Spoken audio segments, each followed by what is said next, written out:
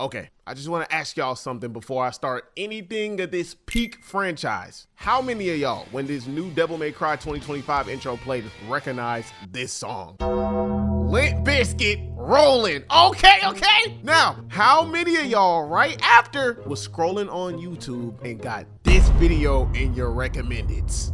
Insane. Crazy, right? The intro for Devil May Cry 2025 was foretold 16 years ago by some random. Bruh, I found this video on accident while me and my brother was in Discord reminiscing on old WWE game soundtracks from back when we were kids in the early 2000s. I didn't even know this video existed. Whoever it was that did this video, my brother or sister, you have a personal invitation to the cookout ready to be delivered to your doorstep as we speak. Cause you right now are Himothy. Or Hermity. Also, just to clarify, I grew up on the original DMC games in 2007 anime, not so much the manga, and I looked up if this new DMC was canon to the main timeline. Did a little bit of research. I have no freaking clue. If it is, cool. If it isn't, fine. I ain't losing sleep over an alternate adaptation. But if you do, that's your prerogative, and I accept your frustration, because I definitely will show mine later in this video.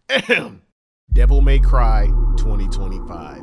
Yes, sir. As soon as I heard the news, it had me barking like a dog waiting on his master at the door. Cause this ain't just an anime. It's art. It's chaos. It's a religious experience. It is peak emo energy. I'm willing to bet every dollar inside my grandma's bank account that it'll awaken something inside of you. Probably your inner 2006 self who used to wear fingerless gloves yelling jackpot at random Big Mama cookouts. When the 2007 anime dropped, I was hyped then, and a brother's hyped now. The hair, the guns, the demonically tight leather pants. Damn. I was just happy to see Devil May Cry back in anime form, starring the legend himself. Back at it like a crack addict, Mr. Violence in a coat, looking like he ain't aged a day since 2001, and still somehow paying rent by killing demons and making sarcastic one-liners.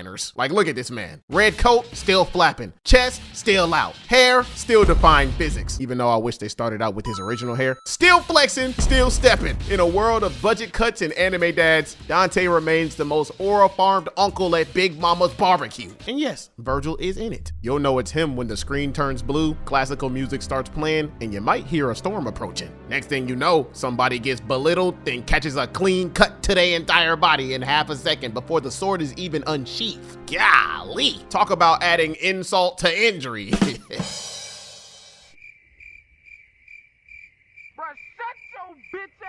Ah, yes. Man, I love how he just reminds his opponents of how pussy they are before he slices their entire body in half. So poetic. I need more power. Bro only speaks in bars. We all do, King. All right. Now that I've successfully made you laugh and giggle. Not me. What the? Hey, shut your lame ass. Now that I've successfully made you laugh and giggle, it's time for me to make that brain clap and jiggle. What? Hell, dude! What the fuck?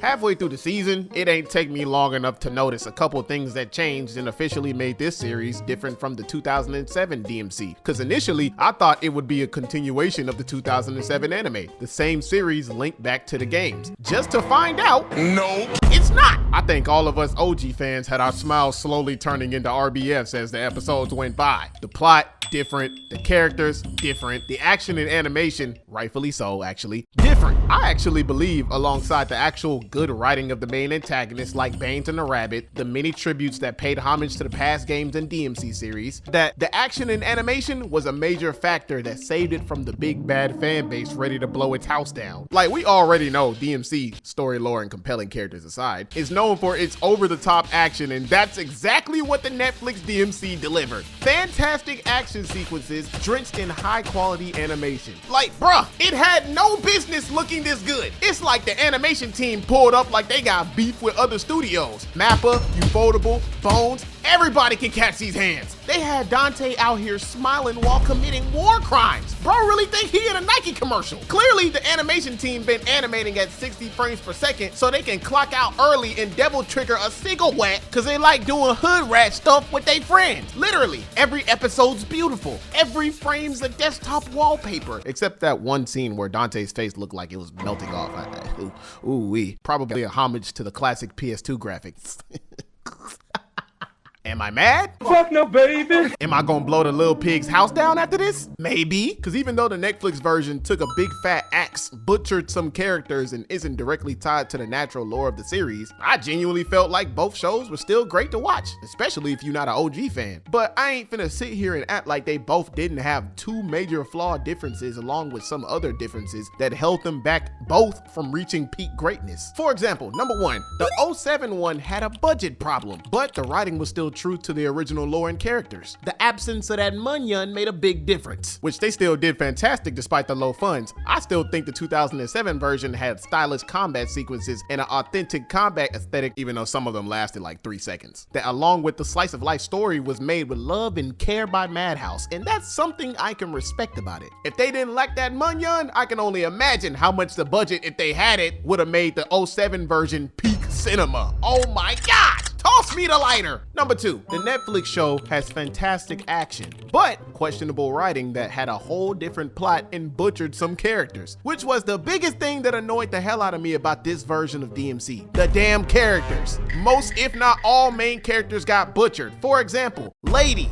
Yeah, you, Miss Mary. In the games in 07 version, she was all right. But ooh, the Netflix version, she was a straight pain in my ass. Completely messed up her character. And don't even get me started on Dante. Oh, brother, if you're gonna have a different take on Dante, at least stick to the source material more. There's a clear difference between this man and this man. This Dante, the original, even in his youth in the early games, was confident, competent, charismatic, confidently playful, witty, cocky, but can back it up, had a magnetic personality, cool under pressure, and was a straight gangster in combat that knew how to flip the switch when need be. We saw Dante in the games go from lighthearted to an experienced pro who never lost a single brain cell throughout the entire thing and held frame no matter who he fought. This Dante, the Netflix version, was portrayed as more ignorant, naive, and straight up weak, despite being a quote-unquote experienced demon hunter. Oh yeah! Not only did they butcher his character, but they butchered his power. In the Netflix version, Dante is far, and I mean far, weaker than he was in the games. Straight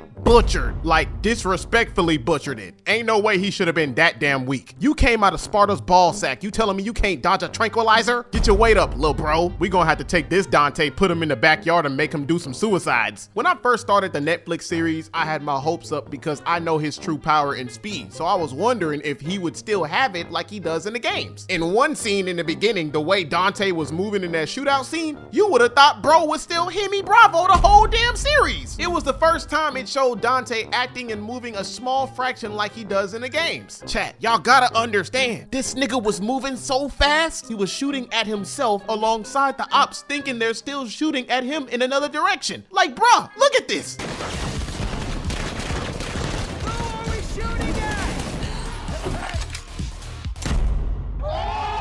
That was the most disrespectful yet gangster move I ever seen a character do in a long time. Like, bro really wasted bullets just to pull off a joke mid-shootout.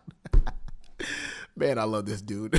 If that's Nerf Dante, then I can only imagine how much ass he would have had pinned on a wall if they incorporated his true strength and speed. I don't know if they trying to depict Dante's inexperienced fledgling years in this series or whatever, but damn, it was pissing me off how much his ass was on the wall instead of his ops. Cause dude, he's half Sparta. His combat was still good, but it wasn't in his proper greatness. It's like they put their foot on the pedal and started slowly taking it off. Him struggling a bit with some higher ranked demons in its human form, especially since it's a different depiction and it's not prime Dante, whatever, I'll give him that. However, he ain't have no business being manhandled by Lady of all people. I don't care what none of y'all say. Ain't no amount of anti-demon tech in the world should be able to consistently make this man a round of applause and get his ass clapped. Not once, but 4+ times. Like, do y'all not remember how much of a peewee she was to Dante in DMC 3?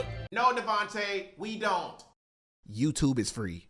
And I don't want to hear nothing about Devonte. She got anti-demon bullets that blow him up on impact and all other types of crazy gadgets. She's a human being, limited to her human capabilities, even with tech. Dante is half Sparta. His mama had that legendary demon schlong shoot up her club and birth 2 units. God dang. Sound like only one freak came out that night. Dante's reflexes, strength, durability, and speed are something a regular human, even with tech, can never achieve. Not a single bullet by her or any other human should have touched him. That girl thinks she's Samus with that suit on. And even then, unlike her, Samus's body was altered. Just think about it. In other depictions, games, etc., he moves even dozens of times faster than this, which just adds more salt to my wound. Again, like I said, it's like they put their foot on a pedal and slowly started to take it off. As time went by, something started getting real fishy. You telling me one episode that man dodging multiple bullets and humiliating his enemies, then later he's too slow to grab an amulet from a regular human being? Ay Dios mío! And what felt like even more of a punch to the nuts, how the hell was Dante not immediately turning Agni and Rudra into Swiss cheese? Bro had Devil Trigger and only got 1 KO. In DMC3, he was dog walking him without the Devil Trigger. Now they treated him like little bro? Man, I could never. Bro in the games was literally surfboard, skating on his ops. Nigga, wasn't no tidal waves coming. There's a reason why Dante stands at the top of the video game powerhouse with many others, and I hope they incorporate that more as time progresses with this other Dante, cause geez, he needs more power. Yes, Virgil, he does. Honestly, chat, this show is an alternate adaptation, so despite its many cons and pros, I still enjoyed it and have decided to look at it in a positive light, especially since it's non-canon. Because if it was canon, we ride at dawn. My bad, I don't know where that came from. Anywho, let's not blow this version's house down just yet. Keep that big bad wolf in chains. Seriously. Think about it. It's a different take on the story and characters. It's basically a different timeline. Vergil ain't motivated yet. This Dante don't got ebony and ivory yet, which we're getting in season 2. This Dante was given room for a lot of character development. This Dante has room for growth combat-wise, even though he should not have been getting thrown around like a rag doll most of the season. The show was still great to watch in my opinion. I personally enjoyed it. Yeah, it's got some very questionable parts, but I feel like the internet always looks into the negative of things more than the positives. Somebody gotta always just point out the negatives. That's why I'm excited for season 2, but I'm preparing my mind for it to either make my tail wag or piss me off. Oh! Hey, listen! Shorty sipping Chardonnay and playing Lifeline. Drop your heels drunk cause I might die. I'm just shielding up from my last fight. We gon' win the game if we play right, yeah. Stick on me, yeah. Stick by me, baby. Sticks on me, yeah. Stick by me, baby. Stick on me, yeah. Stick by me, baby. Sticks on me, yeah. Stick by me, baby. I'ma drop my shop, I'ma get an ace cog. I don't wanna miss a shot, yeah. I'ma fill up all your slots, baby. Pick you up if you get drunk, babe.